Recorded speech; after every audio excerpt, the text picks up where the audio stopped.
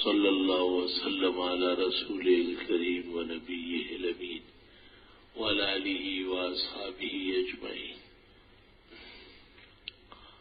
اما بعد فاعوذ باللہ من الشیطان الرجیم بسم اللہ الرحمن الرحیم فمن تمتع بالعمرة إلى الحج فما استيسر من الهدي ومن لم يجد فصيام 3 أيام في الحج و7 إذا رجعتم تلك 10 كاملة ذلك لمن لم يكن أهله حاضر المسجد الحرام واتقوا الله واعلموا أن الله شديد العقاب الحج أشهر معلومات فمن فرض فيهن الحج فلا رفث ولا فسوق ولا جدال في الحج وما تفعلوا من خير يعلمه الله وتزودوا فإن خير الزاد التقوى واتقوني يا أولي الألباب ليس عليكم جناح أن تبتغوا فضلا من ربكم فإذا أفضتم من عرفات فاذكروا الله عند المشعر الحرام واذكروه كما هداكم وإن كنتم من قبله لمن الضالين ثم أفيضوا من حيث أفاض الناس واستغفروا الله إن الله غفور رحيم فإذا قضيتم مناسككم فاذكروا الله كذكركم آباءكم أو أشد ذكرا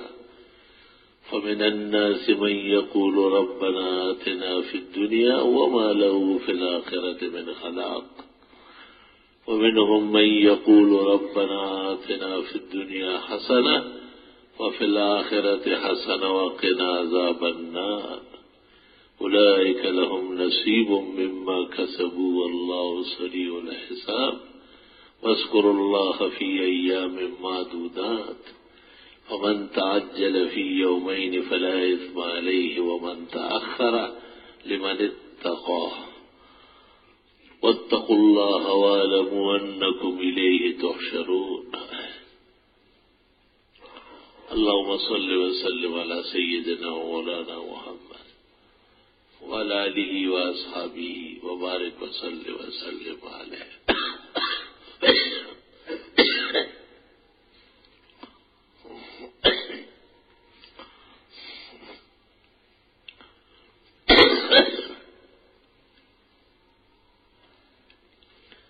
یہ جتنی آیتیں ہیں یہ مکمل حج کا بیان ہے اور حج کے مقاصد اور اغراض صورت حج میں بیان ہوئے ہیں اور حج کا شیڈول طریقہ کار اللہ تعالیٰ نے ان آیات کے اندر بیان فرمایا ہے بطور تبرک اور تیمن کے میں نے سب آیتیں تلاوت کی خوشی بھی ہوتی ہے اور ضرورت بھی ہے میں نے کتابوں میں دیکھا ہے کہ جو حج پر جانا چاہے وہ یہ آیتیں بہت پڑھے کہیں سے راستہ نکل آئے گا جو رزق میں وسعت چاہے وہ اللہ کی رزاقیت کی آیات پڑھتا رہے جو الفت محبت کا خوگر ہو وہ اللہ تعالیٰ کے نیک بندوں کی اور اللہ تعالیٰ کی مخلوقات سے اور اللہ تعالیٰ کے مخلوقات سے محبت کے جو اسباب پر مشتمل آیات ہے وہ پڑھا کرے عمل ہے مستقل کورس ہے جیسے آپ بی اے کرتے ایم اے کرتے کوئی ڈگری لیتے کوئی گپ شپ نہیں ہے کہ بس خالی منہ کھولا اور اثر تک ہو گیا کام ہے بہت بڑا سال بھی لگ سکتا ہے اور 2 سال بھی لگ سکتے ہیں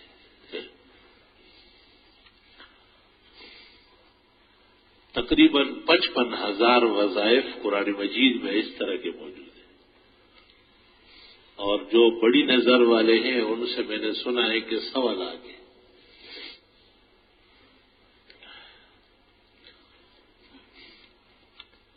پیغمبر کے 100 لاکھ رشتے ہیں حق تعالی سے اور اللہ کے کلام سے اور ایک عام امتی جو صرف کلمہ پڑھتا ہو اور فرض جانتا ہو اور حلال و حرام ببادی النظر سمجھتا ہو، اس کے 55,000 رشتے ہیں قرآن کریم کے ساتھ۔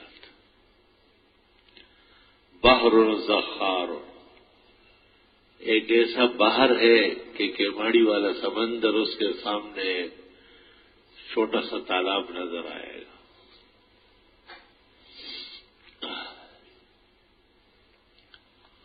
قرآن کریم میں اللہ رب العالمین نے حج کے مسائل میں ایک اہم مسئلہ قربانی کا بیان کیا ہے۔ حج کے جو 3 قسم ہیں، تمتع اور قران، دونوں میں قربانی فرض ہے، واجب ہے۔ اور حج کی جو تیسری قسم ہے، صرف حج، عمرے کے بغیر افراد، اس میں قربانی نہیں ہے کیونکہ وہ وہاں مسافر جانا جاتا ہے۔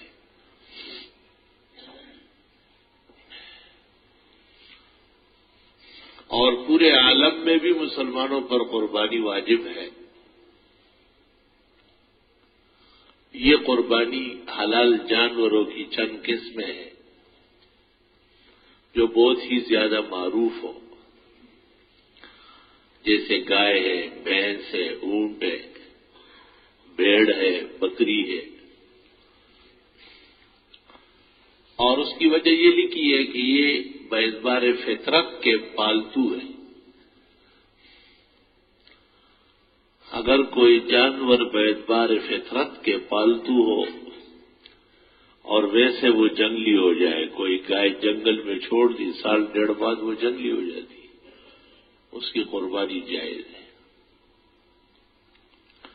اور اگر کوئی جنگلی جانور جیسے ہرنی، اس کو گھروں میں پالتے ہیں، وہ پھر گھر والوں کے ساتھ اٹھتی بیٹھتی ہے، محبت کرتی ہے، پالتو ہو جاتی ہے، لیکن اس کی فطرت جنگلی ہے، اس کی قربانی نہیں ہوگی۔ یہ قاعدہ لکھا ہے فقہ کے اندر۔ حالانکہ گائے کے مقابلے میں ہرنی بڑی قیمتی ہے، بھینس سے بہت زیادہ ہاتھی ہے۔ امام اعظم کے نزدیک تو ہاتھی حرام اور مردار ہے، اور 3 اماموں کے نزدیک حلال ہے۔ شوافی اور افریقہ میں ہاتھی کاٹ لیتے، پھر کوئی اٹھانے نہیں آتا۔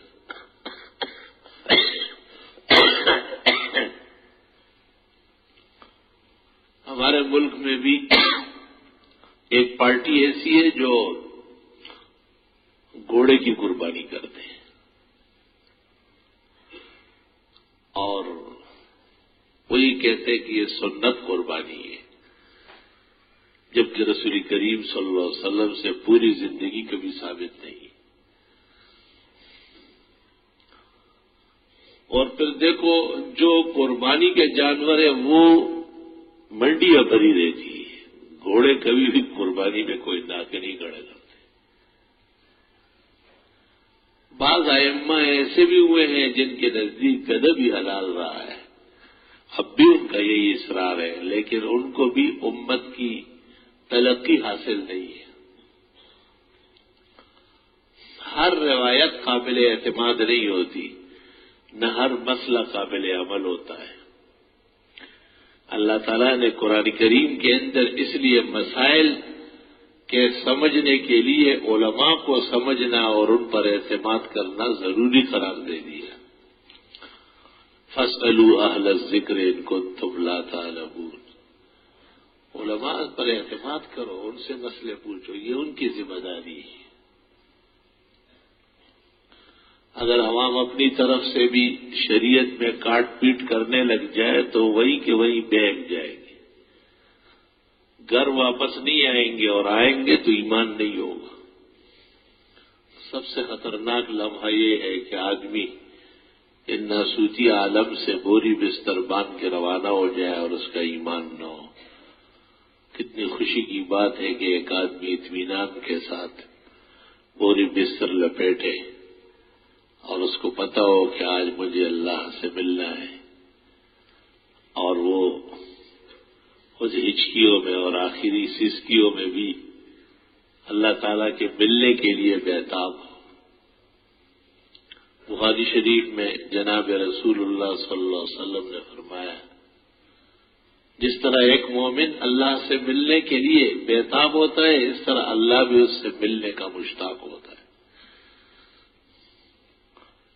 اور جس طرح ایک مومن کو موت سے نفرت ہوتی ہے اور وہ سمجھتا ہے کہ کچھ بھی ہو جائے میں نے مرنا نہیں، حالانکہ یہ خیالست محالست جنو، یہ پاگل پن ہے۔ چاہو نہ چاہو، تم اپنی چاہت سے آئے تھے کیا؟ نہ اپنی چاہت سے آئے ہو نہ جاؤ گے، قانون اٹل ہے۔ وہ قانون اتنا زبردست ہے کہ توبہ استغفر اللہ واتوب الیہ، زمین کے تمام مخلوقات کے لیے وہ قانون ہے، آسمان والوں کے لیے نہیں، ان کے لیے دوسرا قانون ہے۔ ان کو تمدیدی عمر دے دی گئی ہے، جیسے ملائک ہے الی قرب القیامہ زندہ رہے گی۔ انبیاء علیہ السلام کے ارواح ہے تو ارواح مرتی نہیں۔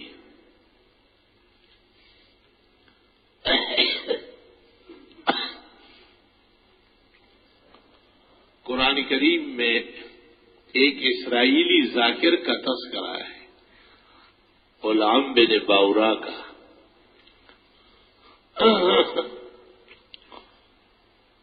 کہتے ہیں کہ وہ بہت بڑا ذکر کرتا تھا، بڑے شوق و ذوق سے۔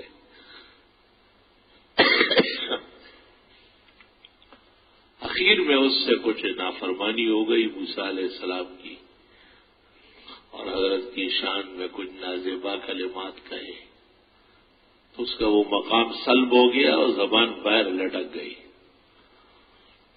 اس پر قرآن نے ایک عجیب بات کہی ہے، وَلَوْ شِئْنَا لَرَفَعْنَاهُ، ہم اس کو اوپر لے جا رہے تھے، وَلَكِنَّهُ أَخْلَدَ إِلَى الْأَرْضِ، لیکن اس نے گھٹیا کام کیا اور نیچے دفن ہو گیا۔ یہ دیکھیں کہ وہی کا وہی ہو گیا جہاں سے نکلا تھا۔ ہم تو چاہتے تھے کہ ذکر کے اندر یہ کمال ہے کہ بالائی مخلوق سے رشتہ ہو جاتا ہے۔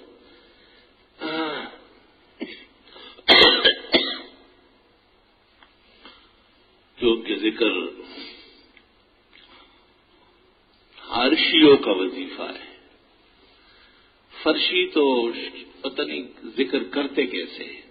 اگر آپ میں ایک نمازی کو کھڑا کیا جائے، کلمہ پڑھوایا جائے اور اس سے یہ کہا جائے کہ رات کو سوتے وقت آپ نے سنت کلمہ پڑھا ہے، بہت کم لوگ نکلیں گے جو سچ بولے، مزاج نہیں۔ پھر یہ کہ صبح آپ اٹھے ہیں تو کیا آپ نے وہ کلمہ پڑھ لیا جو مومن صبح اٹھتا ہے اور اس کو پڑھنا ہوتا ہے؟ اگر اس بات کا احتساب ہو جائے کہ مسجد میں داخل ہوتے وقت آپ نے دائیں پاؤں آگے رکھا اور اللہ مفتح لی ابواب رحمتک، شاید کچھ مشق ہو گئی ہے، میں وہاں سے دیکھتا ہوں تو الحمدللہ اکثر نمازی، اللہ انہیں ہم سب کو توفیق دے۔ الا بذکر اللہ تطمئن القلوب، الیہ یصعد الکلم الطیب، اسی کی طرف پاک کلمے چڑھتے ہیں۔ والعمل الصالح یرفعہ، اور نیک عمل تو اور اس کو اٹھاتے ہیں۔ تو پاک کلمہ یعنی ذکر اور نیک عمل یہ حقیقت میں بالائی مخلوق کا فعل ہے۔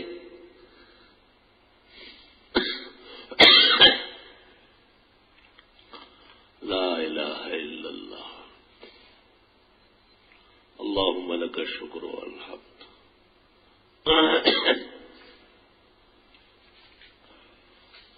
یا رب لک الکبریاء فی السماوات والارض۔ تو یہ جو قربانی ہے حقیقت میں یہ ایک تذکار ہے، نیک عمل کی یاد دہانی ہے۔ قرآن کریم سے ثابت ہے کہ تمام انبیاء اور مرسلین قربانی کرتے تھے۔ وَاتْلُ عَلَيْهِمْ نَبَأَ ابْنَيْ آدَمَ بِالْحَقِّ إِذْ قَرَّبَا قُرْبَانًا فَتُقُبِّلَ مِنْ أَحَدِهِمَا وَلَمْ يُتَقَبَّلْ مِنَ الْآخَرِ۔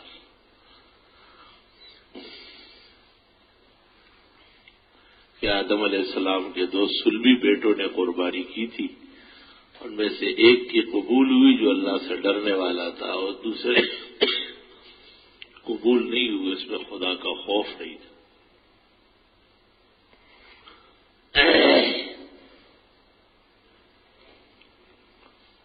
وہی چائے لے آؤ گرم، انسان تم میں ایک بھی نہیں، گلے کا حشر دیکھ رہے وہاں جم کے بیٹھے ہوئے۔ مولانا اشرف علی صاحب نے ایک موقع پہ لکھا ہے کہ متبعین نہیں ہوتے، آتا ہوتے، دشمن ہوتے ہیں، انتظار میں ہوتے ہیں۔ متبع تو اس کو کہتے ہیں کہ اس کو درد محسوس ہو جائے۔ لا الہ الا اللہ۔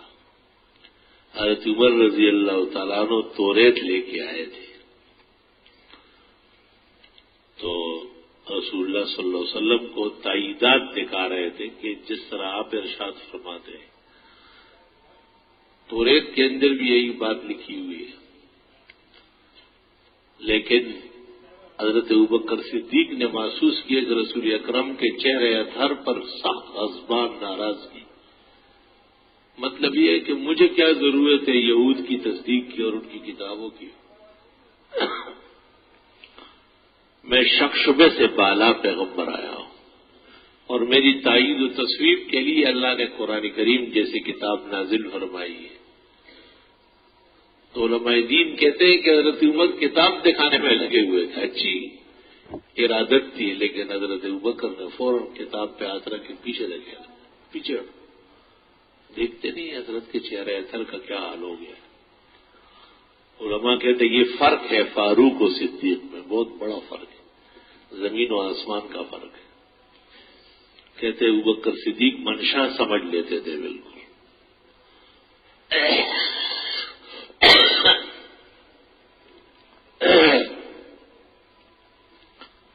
بعض بیماریاں ایسی ہوتی ہے کہ اس میں واز کرنا بھی دشوار ہوتا ہے، اور واز کرنا بھی ضروری ہوتا ہے، کیونکہ اتنے دور سے آپ حضرات تشریف لے آئے تھے، انتظار کرتے ہیں۔ واز کا اصل لمحہ ہے 12:15 سے 1:15 تک، جب کبھی زندگی نے وفا کی اور صحت ساتھ دے اور اچھے ایام ہو تو ہم 12:15 بیٹھیں گے اور 1:15 بجے اتریں گے۔ یہ قاعدہ یاد رہو۔ یہ درمیان میں جتنی لڑو پڑو ہے یہ طبیعت کی ناسازی ہے۔ اللہ اکبر و کبیرہ۔ وہ ایک عالم سے ہم ملنے گئے ایک دفعہ، ان کے یہاں بہت بڑا اجلاس تھا، پاکستان کے 2000 علماء جمع تھے،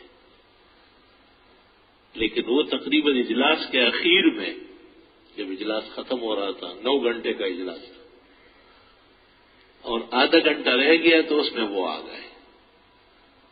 تو انتظامی طور پر ذرا مہمانوں کو اور جاننے والوں کو تکلیف ہوتی ہے۔ اس وقت انہوں نے مہمانوں کو جو خوش آمدید کہا اور اپنے آنے کی تاخیر کی جو وجہ بیان کی، تو اس طرح بیان فرمایا کہ مجھے ایک تکلیف ہوئی ہے، اور وہ تکلیف جب اٹھتی ہے تو گھنٹوں رہتی ہے،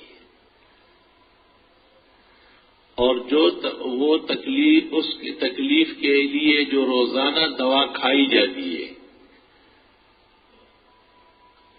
روز، وہ میں نے ہر گھنٹے میں لینا شروع کیا، اور 9 گھنٹے کے بعد مجھے اتنا آرام ملا کہ میں آپ کی خدمت میں حاضر ہو سکتا۔ لا الہ الا اللہ۔ آہا، اللہ تعالیٰ سب کو صحت شفا دے۔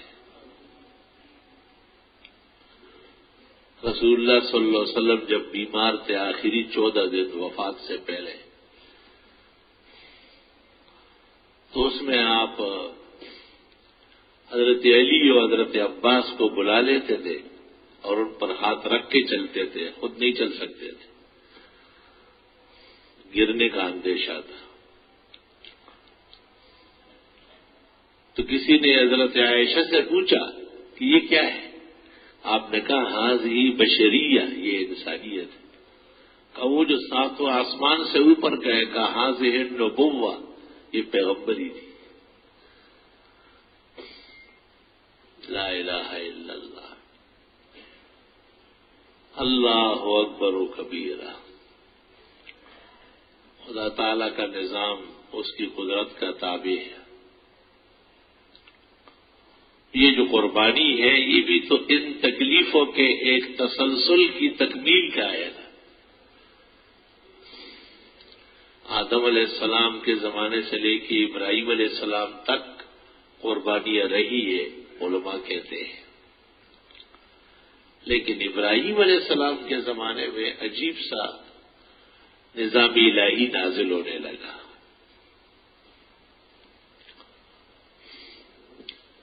وہ یہ کہ ابراہیم علیہ السلام کو اپنا بیٹا حضرت اسماعیل جو بڑی امنگوں کے بعد، بڑے وقت گزرنے کے بعد، بڑی دعاؤں کے بعد پیدا ہوا تھا، اس کو ذبح کرتے ہوئے نظر آتا تھا.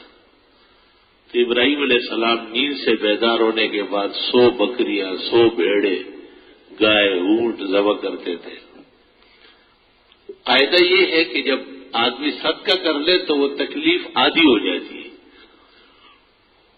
اور جب وہ صدقہ تکڑا ہو تو وہ تکلیف بالکل اڑ جاتی ہے. اور یہ کوئی نئی بات نہیں، بالکل پکی بات ہے. قرآن کریم سے ثابت ہے کہ ایک قوم نے گائے ذبح کی تھی اور ان کا مردہ زندہ ہو گیا تھا. ان اللہ یامرکم ان تذبحوا بقرہ کذالک یحیی اللہ الموتى. اللہ نے اسی طرح اس مردے کو زندہ کیا. ویریکم آیاتہ.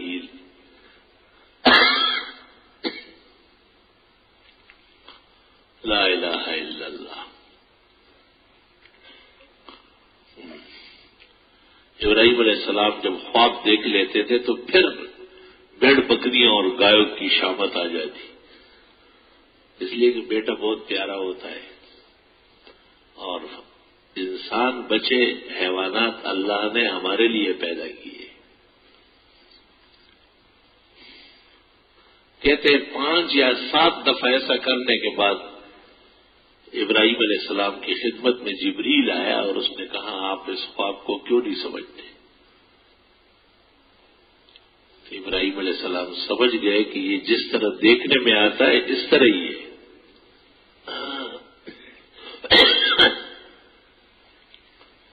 خواب 2 قسم کے ہوتے ہیں. ایک یہ جس کی تعبیر ہو،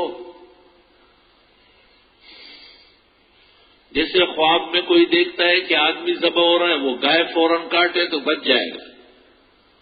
خواب میں دیکھ رہے کہ گائے کٹ رہی ہے تو یہ انسانوں کے بچت کا وقت ہے، فوراً کوئی 2-3 گائے کٹوائے، خون خرابہ رک جائے گا.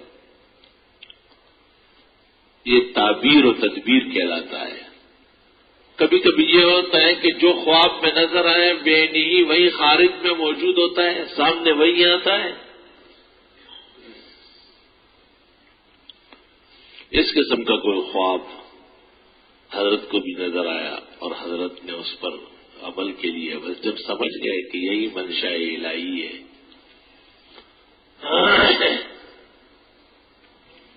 آگے طویل قصہ آپ کو معلوم ہے اور اس کا انجام بھی کہ جنت سے اللہ نے مینڈا بھیجا اور وہ حضرت نے ذبح کیا. کاش کہ آپ میں بھی فہم و سمجھ ہوتی اور مجھے لاؤڈ اسپیکر پہ اعلان نہ کرنا پڑتا. ادھر رکھ لو تو میری جان چھوٹ جائے گی، ورنہ ایک بیمار کے ساتھ ایک اور کھڑا ہو رہا ہے.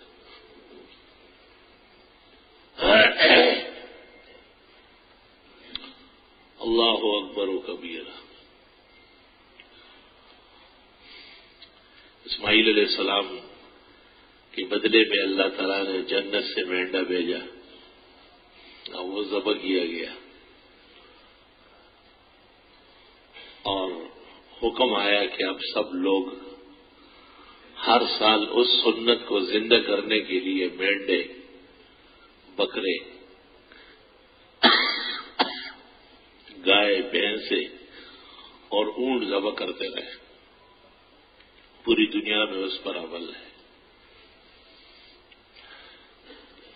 عمل جب رب العزت کے ہاں پسند آ جائے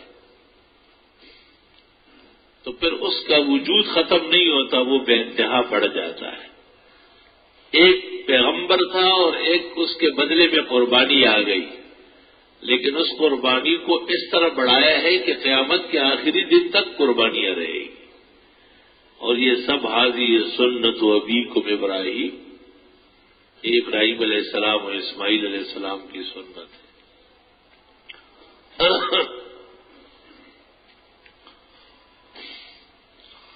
اب سوال یہ ہے کہ قربانی چیز کیا ہے کہ ایک ہی دن میں پورا عالم اسلام جہاں جہاں عید الاضحیٰ ہو وہ حلال جانور کو تہہ تیغ کر لے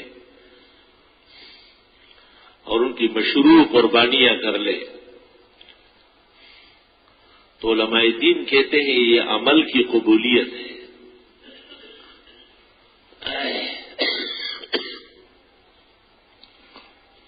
جیسے ایک بیج کو زمین قبول کرتی، اس سے ایک پتلا سا پٹا نکلتا ہے، پھر وہ پتلا سا پٹا پودا بنتا ہے، پودے سے درخت بنتا ہے، درخت میں شاخیں لگتی ہے، پتے ہوتے ہیں، اس میں پھر شگوفے نکلتے، کلیاں آتی ہے، وہ پھول بنتے، پھر وہ فصل تیار ہوتا ہے، پھل بنتا ہے.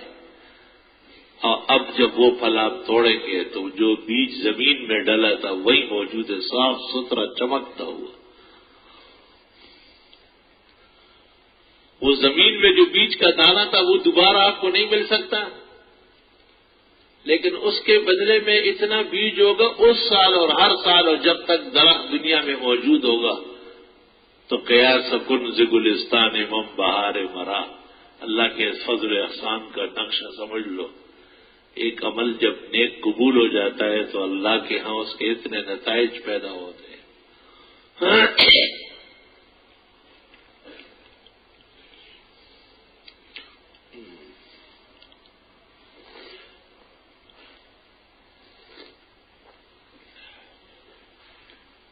استغفر اللہ واتوب الیہ.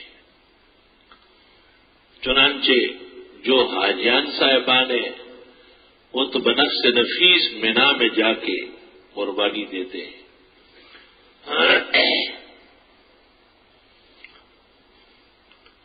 مینا وہ مقام ہے جہاں اسماعیل علیہ السلام کو قربانی کے لیے پیش کیا گیا اور ان کے بدلے میں جنت سے مینڈا آیا.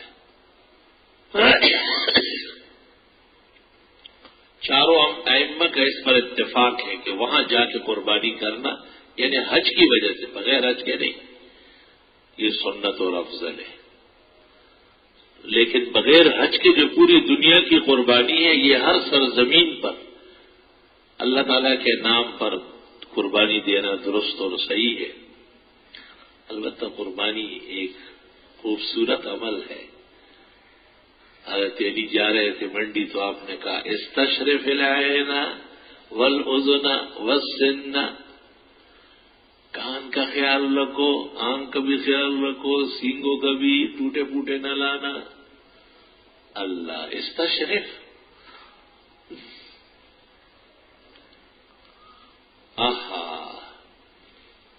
اور ایک صحابی نے آپ سے کہا کہ حضرت میں جانور خرید چکا ہوں، بالکل صحیح سلامت، صبح ہو گئی تو بیمار ہے. تو آپ نے کہا دیکھو اگر قربان گاہ تک جا سکتا ہے تو قربانی ہو جائے گی، اور اگر قربان گاہ تک نہیں جا سکتا ہے تو پھر قربانی نہیں ہوگی. اور یہی مسئلہ ہے بیمار جانور کے لیے. فرمایا کہ بہت چھوٹا بھی نہ ہو اور بہت بوڑھا بھی نہ ہو. قربانی کے آداب ہے، قربانی کا حسن ہے. حقیقت میں مومن کی محنت کا نچوڑ ہے، اس کی آنکھوں کے اور اس کے دل کی دل ربائی کا ایک خلاصہ ہے.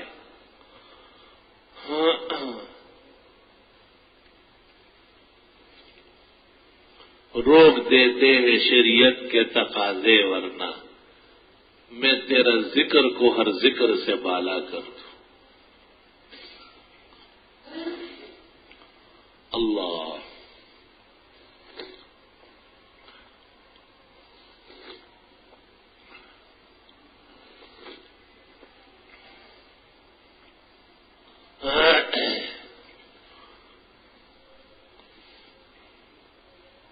قربانی میں وقت کے گزرنے سے مشقت بڑھتی ہے.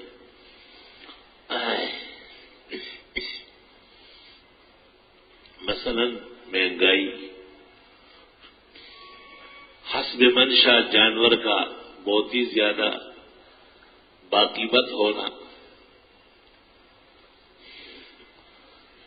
پھر اجتماعی قربانیوں کے آداب بالکل علیحدہ ہے کہ ساتوں آدمی قربانی کی نیت سے شریک ہو، ساتوں مسلم ہو. بہت سارے لوگ تو بینک والے کو نہیں چھوڑتے، لیکن اب تو انہوں نے اسلامی بینک بنا لیا.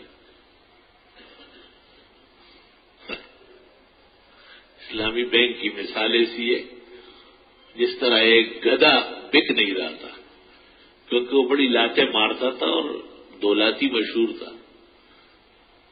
تو لوگوں نے کہا یہاں تو سب لوگ اسے جانتے ہیں، کسی دور کی منڈی میں لے جاؤ. مثلا گلشن اقبال کی منڈی سے ہٹا کر قائد آباد لے گئے اور اس کے اوپر خوبصورت زین ڈالا، زبردست قسم کا پھولدار جالی دار شال ڈالی اور اس کے کان اور کھر کو رنگ دے دیا اور بڑا نازو ساز کے ساتھ اس کو دلہن کا سواری بنا دیا اور اونچی جگہ کھڑا کیا. یہ ویوپاری بڑے چالاک ہوتے. آج کل بکروں کے ساتھ سلوک ہو رہا ہے. دان کا 6 بکرا ہوتا ہے تو وہ سستا ہوتا ہے، 4 کا ذرا اس سے اور 2 کا تو بہت مہنگا ہے. تو لوہار سے اس کے 4 دان نکال لیتے، اس کو آخری عمر میں جوان کر لیتے. تو یہ ہمارے جو سیٹ لوگ ہیں تو بڑے نازنین ہیں، کبھی منڈی کی طرف گئے ہی نہیں. ان سے پوچھتے ہیں کیسا ہے دان، کہتے ہیں دیکھے 2 ہے. اچھا واش کتنا مانگ رہا ہے؟ جی 50,000. 50 تو نہیں 20، وہ ہے 8,000 کا. چائے آ گئی ہے، شروع ہے. ٹھیک ہے ہو گیا، جزاک اللہ خیر. تو ایک آدمی اس گدھے کو دیکھا اور دیکھنے کے بعد اس نے کہا واہ کیا خوبصورت ہے، یہ تو گھوڑے سے بھی زیادہ مزیدار ہے. لیکن بے خیالی میں اس گدھے کے قریب گیا، وہ اس نے جو 2 ٹانگیں پچھلی اٹھائی اور دھڑاک مارا. اس نے کہا یہ گدھا وہی ہے، صرف 30 ٹپاس تبدیل ہے. اسلامی بینکاری کوئی نہیں ہے، وہی بینک ہے لیکن لوگوں کے گلے سے اتارنے کی ہے کہ ہیلا ہے.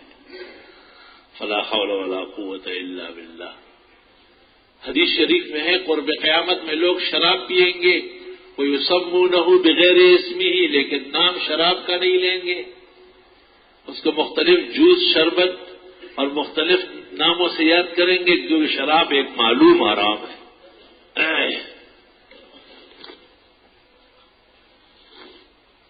ہم سمجھتے ہیں اور ہمارے ساتھ کے سمجھنے میں پاکستان کے 400 فقہا، جلیل القدر علماء اور اسلامی بینک کے ماہر طبقے کے جو 2 بزرگ ہیں ان کے استاد الاساتذہ اور شیخ، وہ بھی اس موقف پر قائم ہیں کہ اسلامی بینک اور اسلامی بینکاری درست نہیں ہے. بلکہ خوف و خطر یہ ہے کہ یہ اس سے بھی زیادہ خراب ہو،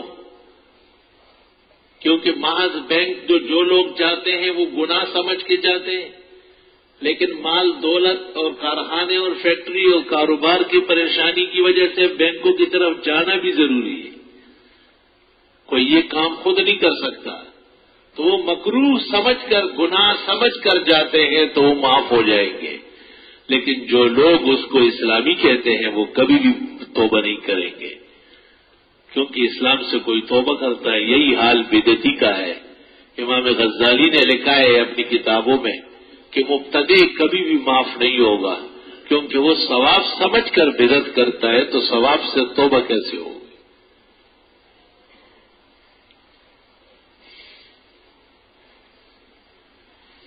استغفر اللہ. بس ٹائم ہو رہا ہے. باقی زیادہ پکی بات تو نہیں ہے، قیامت کی نشانیاں ہیں، لیکن حقیقت یہ ہے کہ بینکوں والے مسلمان ہیں، دونوں، یہ بھی مسلمان ہے، غلطی کر رہا ہے، اور وہ پہلے والے جو ہے وہ تو ہے ہی مسلمان، اور ان کے ساتھ قربانی یا ان کے گھر کھانا پینا یہ درست اور صحیح ہے، کیونکہ ضروری نہیں ہے کہ وہ بینک کا سود کھلائے۔ فتاوی عالمگیری جلد پنجم میں یہ مناقشہ درج ہے۔ ہاں، احتیاط اور بہتری اس میں ہے کہ جب ان کے ہاں بلا ضرورت کہ آپ کوئی چیز کھائے تو اتنا گفٹ تحفہ ساتھ لے چلے۔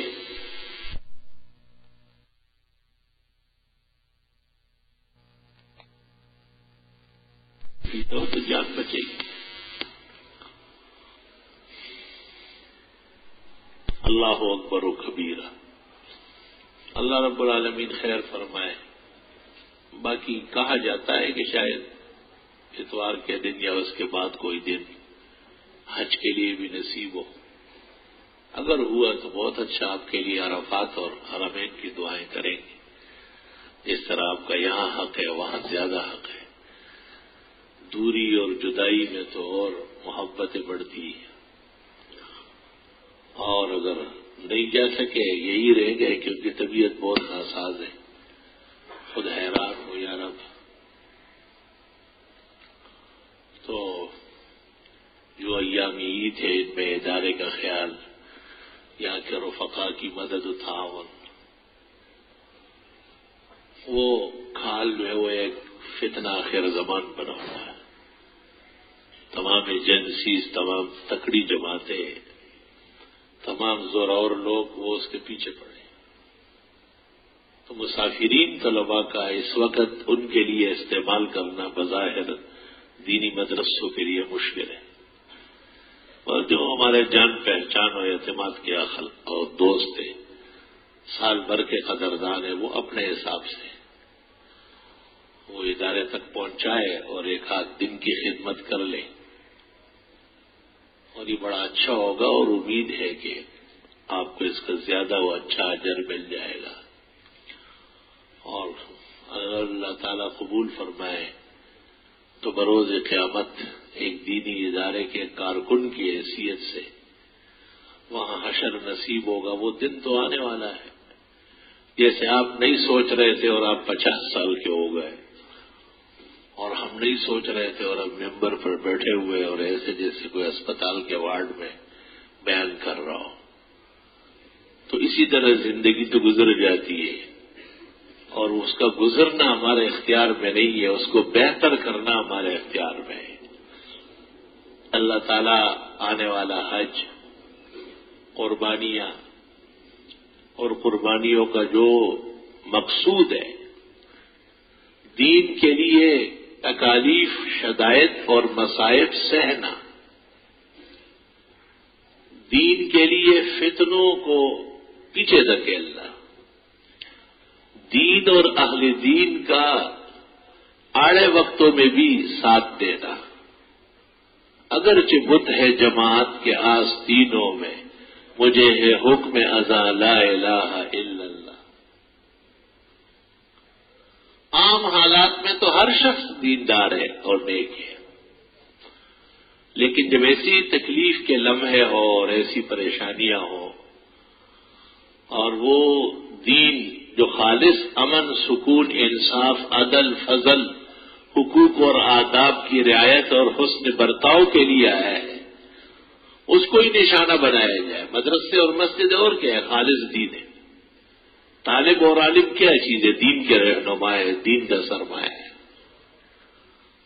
حدیث شریف میں اگر ایسے موقع پر ایک شخص خاموش رہا اور اس نے حق کے لیے کلمہ نہیں کہا، قیامت کے دن اس کی زبان کو آتشی کینچیوں سے کاٹا جائے گا کہ اس زبان کی کیا ضرورت تھی، یہ کب استعمال ہونی تھی، کہ جو اتنے دنیا کے ناکارہ لوگ دین کو نقصان پہنچا رہے تھے، آپ بھی اپنے اس چٹان زبان سے کوئی کام لے سکتے تھے، اور ایسے لوگ آتشی ہتکڑیوں میں جکڑے جائیں گے۔ اور ایک حدیث میں الشیطان الاخرس، گونگے شیطان کی یہ نشانی ہے کہ برحق حق بات نہ کہے۔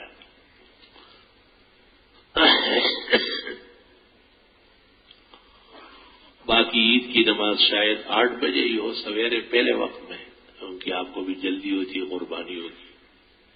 متصل میدان میں ہمارے ان مخلص دوستوں نے جو اجازت دی ہے، اس میں عید الفطر کے موقع پر عید الاضحیٰ بھی لکھ کے دے دیا ہے، اللہ انہیں جزائے خیر دے اور اللہ تعالیٰ ان کی یہ محنت بھی قبول فرمائے۔ ہاں دعائے صحت اور شفا بھی فرمائے، اور حج کے لیے بھی دعا فرمائے، اگر مقدر ہو تو اللہ آسان فرمائے۔ آنے والی عید بھی عید سعید رہے، فتنوں سے بچ کے رہے۔ اللہ تعالیٰ قربانیاں، جانور اور حلال اور ان کی کاوشیں قبول کرے، انسانوں کے سر سے بلائے ہٹائے، انسانوں کے فتنے دور فرمائے۔ محمد انور شاہ کی بھی طبیعت ٹھیک نہیں ہے، ان کے لیے بھی دعائے صحت اور شفا فرمائے، کیونکہ وہ بھی سفر حج میں ساتھ ہے۔ اور یہاں مسجد ادارہ ہماری جتنی شاخیں ہیں، علماء و طلباء ناظم صاحبان، ہمارے معاونین محسنین، اللہ ان سب کی مدد و نصرت فرمائے اور دونوں جہانوں کے سرمایہ نصیب فرمائے۔ صلی اللہ تعالی۔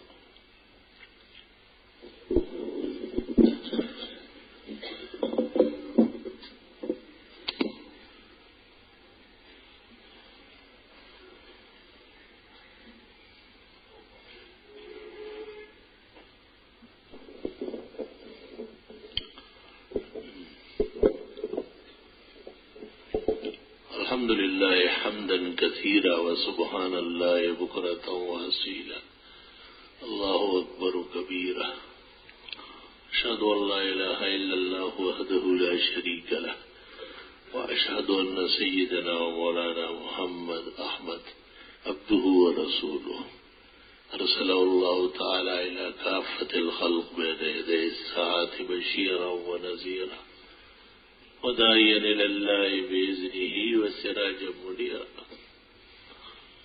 أما بعد أعوذ بالله من الشيطان الرجيم وأتموا الحج والعمرة لله فإن أحصرتم فما استيسر من الهدي ولا تهلكوا رؤوسكم حتى يبلغ الهدي محله فمن كان منكم مريضا أو به أذى من رأسه ففدية من صيام أو صدقة أو نسك فإذا أمنتم فمن تمتع بالعمرة إلى الحج فما استيسر من الهدي ومن لم يجد فصيام 3 أيام في الحج و7 إذا رجعتم تلك 10 كاملة ذلك لمن لم يكن أهله حاضر المسجد الحرام واتقوا الله واعلموا أن الله شديد العقاب الحج أشهر معلومات فمن فرض فيهن الحج فلا رفث ولا فسوق ولا جدال في الحج وما تفعلوا من خير يعلمه الله وتزودوا فإن خير الزاد التقوى واتقون يا أولي الألباب ليس عليكم جناح أن تبتغوا فضلا من ربكم فإذا أفضتم من عرفات فاذكروا الله عند المشعر الحرام واذكروه كما هداكم وإن كنتم من قبله لمن الضالين بارك الله لنا ولكم في القرآن العظيم ونفعنا وإياكم بالآيات والذكر الحكيم إنه تعالى جواد قديم كريم ملك بر ورب رؤوف رحيم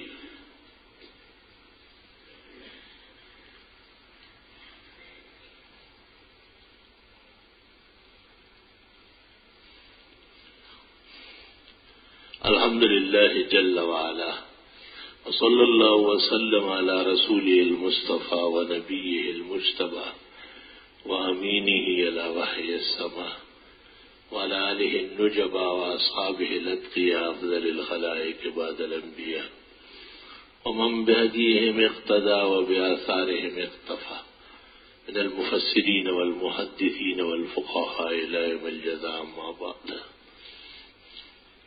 وقد قال النبي صلى الله عليه وسلم إن الحج يغسل الذنوب كما يغسل الماء الدرن وقال صلى الله عليه وسلم الحج المبرور جزاؤه الجنة وسئل الحاج كيف هو فقال أشعث أغبر وقال صلى الله عليه وسلم ويأتي الناس في آخر الزمان يلبون لبيك اللهم لبيك فيقال لهم لا لبيك ولا سعديك بل حجك مردود عليك نستغفر الله ونتوب إليه. وقال النبي صلى الله عليه وسلم لا تسبوا أصحابي فإن أحدكم لو أنفق مثل أحد ذهبا ما بلغ مد أحدهم ولا نصيفا إن الله يأمر بالعدل والإحسان وإيتاء ذي القربى وينهى عن الفحشاء والمنكر والبغي يعظكم لعلكم تذكرون.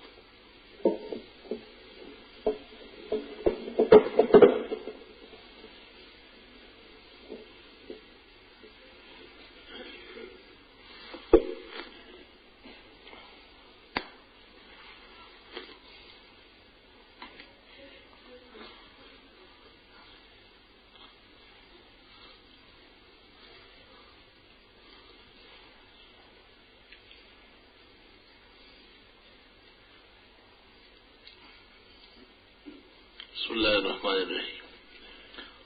نشست بھی ایسی مختصر سی بس. دوران وضو پانی ختم ہو جائے اور پاؤں نہ دھو سکے تو کیا مسح کر سکتے ہیں جبکہ مزید پانی میسر نہ ہو؟ مسح تو حکم نہیں ہے تو کیسے کریں؟ اس طرح یوں لکھ لیتے کہ بجائے پیر دھوئے ویسے نماز پڑھو. اگر یہ پرچی جو آپ نے لکھی ہے یہ آپ کا یہ نظریہ ہو تو دنیا سے کافر گزرو گے. غسل رجلین کا منکر جو ہے وہ مسلمان نہیں.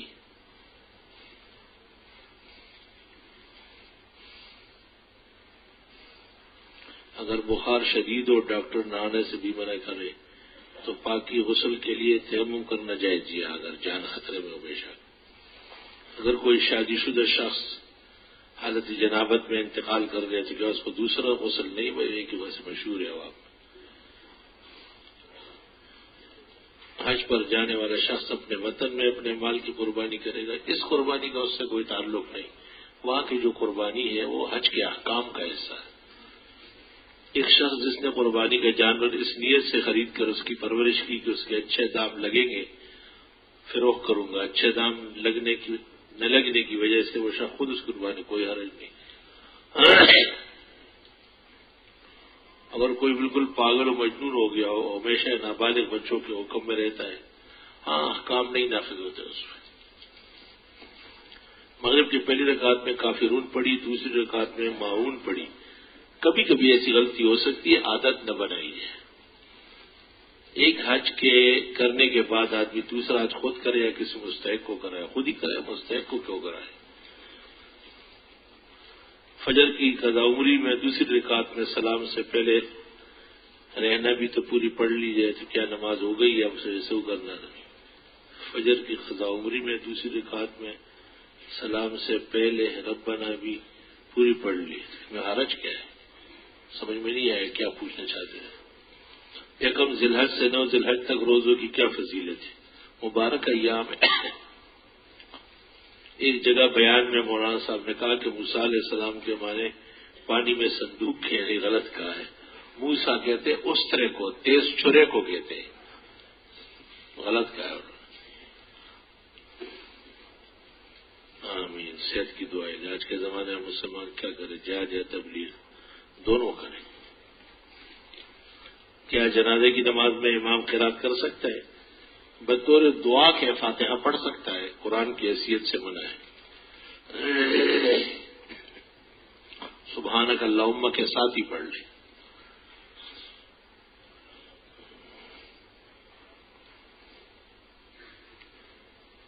لکھا ہے میں پابند صوم و صلات ہوں، داڑھی بھی سنت کے مطابق رکھی ہے. اب چند دنوں سے یہ خواب کبھی کبھی دیکھ رہا ہوں کہ میں اپنے آپ کو ننگا دیکھ رہا ہوں، کبھی کبھی دیکھتے ہوئے اپنی داڑھی صاف کیے ہوئے ہوں. دو مطلب ہو سکتے ہیں کہ یہ بھی کبھی انسان گناہ کے ارادے کرتے ہیں وہ متشکل ہوتے ہیں، ننگا ہونا اور داڑھی صاف ہونا. کبھی گناہ بالکل معاف ہو جاتے ہیں، دھلا دھلایا ہوتا ہے. آج کل مساجد میں مغرب کی اذان کے بعد 3 منٹ کا وقفہ دیا جا رہا ہے. یہ غلط طریقہ ہے اور جس ادارے کا نام لکھا ہے وہ غلطی پر ہے. کوئی وقفہ نہیں. 1400 سال سے مسلمانوں کے یہاں وقفہ نہیں ہوا ہے. قربانی کا گوشت پورا اپنے لیے رکھ سکتا ہے، دے سکتا ہے، روک سکتا ہے. جی ہاں، مستحب و سنت یہ 3 حصے کرے، ایک اپنے لیے، ایک رشتہ داروں کے لیے، ایک فقراء کے لیے۔ حج پیسے سے نہیں، عمل سے ہوتے برائے میں، وہ عمل ہمیں بھی بتا دیجیے۔ وہی جب آپ جائیں گے، احرام باندھیں گے، طواف کریں گے، تو یہ عمل ہے نا۔ کیا وہاں آپ پیسوں کا ہار ڈال کے گلے میں وہ گھمائیں گے کیا؟ اگر کسی عورت کے پاس سونے کا اتنا زیور ہے جس کی مالیت 52.5 تولے چاندی کے برابر یا زیادہ ہو، تو کیا اس پر قربانی واجب ہے؟ جی ہاں۔ گائے کی قربانی کے 7 حصوں میں سے ایک بیوی جو صاحب نصاب ہے، ہم دونوں کے علاوہ باقی 5 حصوں میں مجھ پر حق میرے مرحوم والدین کا یا میرے 5 بچوں کا ہے۔ یہ سمجھ میں نہیں آئے، کیا پوچھ رہے ہیں؟ پڑھ لو دوبارہ۔ 5 حصے جو آپ کی قربانی ہے، یہ کیا کسی کو بیچنا چاہتے ہیں یا دینا؟ کیا کرنا ہے؟ قربانی کے وقت اکثر قصاب ایک دم چھری پھیرتے ہیں، نہیں، بلکہ بسم اللہ اللہ اکبر پڑھ کر اور اسی کے ساتھ چھرا رکھیں۔ چھرا اور بسم اللہ اللہ اکبر ساتھ ہی ہو، اور جب جانور بالکل بے دم ہو جائے اس کے 2-3 منٹ بعد اس کے چمڑے ومڑے کاٹے جائیں۔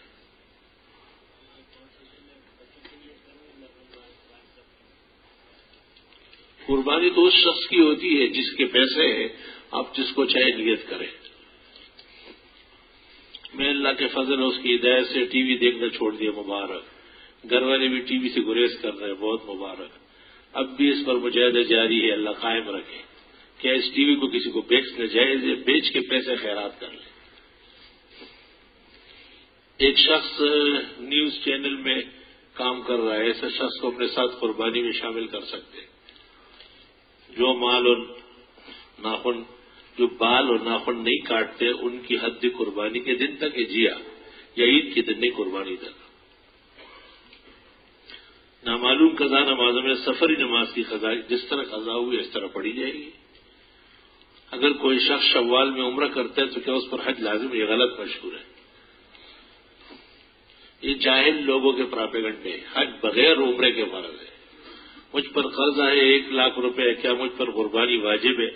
جب اس کی ادائیگی کی صورتیں ہیں تو آپ پر قربانی بدستور واجب ہے، اور اگر ادائیگی کی کوئی صورت نہیں، آپ مقروض ہیں، تو مفلس اور مقروض پر قربانی واجب نہیں ہے۔ محلے میں لوگ برکت کے لیے قرآن خوانی کرتے، پھر ختم کے فوراً کھانا کا انتظام ہو، جس پر ہمارے محلے کی مسجد امام نے ختم کے بعد کھانے کو ناجائز قرار دیا۔ آج کل قرآن پاک کا ختم کرے اور کھانے کا انتظام کل کرے تاکہ جائز ہو جائے، یہ غلط کہا ہے۔ ختم کا وقت زیادہ مبارک ہے، جب کھانا ہو تو اس وقت بہتر ہے۔ امام صاحب نہ سمجھے، یہ کوئی برا فعل نہیں ہوا ہے جس پر کھانا کھلانا جرم ہے۔ یہ وہ غلط فتوی ہے جس کے پیچھے نہ قرآن ہے نہ سنت ہے۔ پیغمبر نے تو کہا بہترین اجرت وہ ہے جو قرآن پر مل جائے۔ ان چند کتاب اور ان کے مصنفین کے نام جو ہر مسلمان گھرانے میں لازمی ہونے چاہیے: قرآن کریم، بہشت زیور، تعلیم الاسلام، جواہر الفقہ، زبدۃ الفقہ، تبلیغ نصاب، فضائل صدقات۔ جہیز کی کیا حقیقت ہے؟ حضرت محمد نے فاطمہ کو ان کے وقت جو سامان دیے تھا 500 درہم، 480 یا 500 درہم کا مہر تھا۔ ایک گائے میں اگر کسی ایسے آدمی کا حصہ ہو جس کی آمدنی مشکوک ہے، ناجائز ہے، بہتر یہ کہ اس کو رخصت کر دیا جائے۔ غسل کے دوران عورت اور مرد کے لیے کھڑا ہونا جائز ہے، بیٹھ کر غسل سنت ہے۔ غسل کرتے وقت مکمل برہنہ ہونا چاہیے، نہیں شلوار آدھی پہنو، آدھے جسم کے ساتھ باندھو۔ شرم تم کو مگر نہیں آتی، نہیں تو شیرخوار بچہ اگر دودھ کی الٹی ماں کے کپڑوں پر کرے تو اس جگہ کو دھو لیا جائے، تاہم 3 دفعہ پانی چٹخا دے کے کافی ہے، نچوڑنے کی ضرورت نہیں۔ مغرب کی اذان نماز کے درمیان تھوڑی دیر کے لیے وقفہ کرنا جائز ہے، کبھی کبھی جائز ہے، عادت بنانا بدعت اور نامناسب اقدام ہے۔ عورت اپنی قربانی کا جانور خود ذبح کر سکتی ہے جب مرد جہان میں ختم ہو جائے۔ قربانی سے متعلق مسئلے کہ میں صاحب نصاب نہیں ہوں، میرے بچوں بیوی صاحب نصاب ہے، کیا ہم دونوں کو الگ الگ؟ جی ہاں، بیوی والی قربانی میں آپ نہیں گھسیں گے، اپنے لیے علیحدہ ڈھونڈو۔ اللہ تعالیٰ آپ کی لمبی زندگی، ایمان، صحت کے ساتھ آمین۔ بہن کی شادی کا رشتہ آتے رہتے 6 ماہ سال بعد ختم ہوتا ہے، اللہ پاک قیام دوام نصیب کرے، استغفار کی کثرت کرے۔ مجھے شرح آپ کی طبیعت ناساز دیکھی بہت رنج ہوا، اللہ کو صحت عافیت نصیب فرمائے، دنیا آخرت کی خوشیاں۔ میرا سوال ہے کیا قربانی کا جانور وزن کروا کے لے سکتے ہیں؟ صرف مکروہ ہے، اور وہ بھی حنابلہ کے ہیں۔ جو مرغی تول کے لیتے ہو تو بکرا تولنے میں کیا حرج ہے؟ میری بیوی نے شرعی پردے کا اہتمام کیا، شرعی، ٹھیک ہے، اللہ تعالیٰ استقامت دے اور شیطان سے بچائے۔ میرا بیٹا انیس 19 سال کا ہے، اس کے سر جسم کے باقی حصوں کے بال جگہ جگہ جگائے ہوئے، حتیٰ کہ بہوں کے بال بھی بالکل اڑ گئے، علاج سے بھی کوئی فائدہ نہیں۔ اللہ اپنے احسان شامل حال کرے، الحمدللہ یا رب العالمین۔ لا الہ الا اللہ وحدہ لا شریک لہ۔ میں نے بیماریوں کا ذکر کیا، اللہ انہیں صحت شفا دے، عاجز اور فقیر کے لیے بھی صحت شفا کی دعا فرمائے۔ صلی اللہ علیہ وسلم۔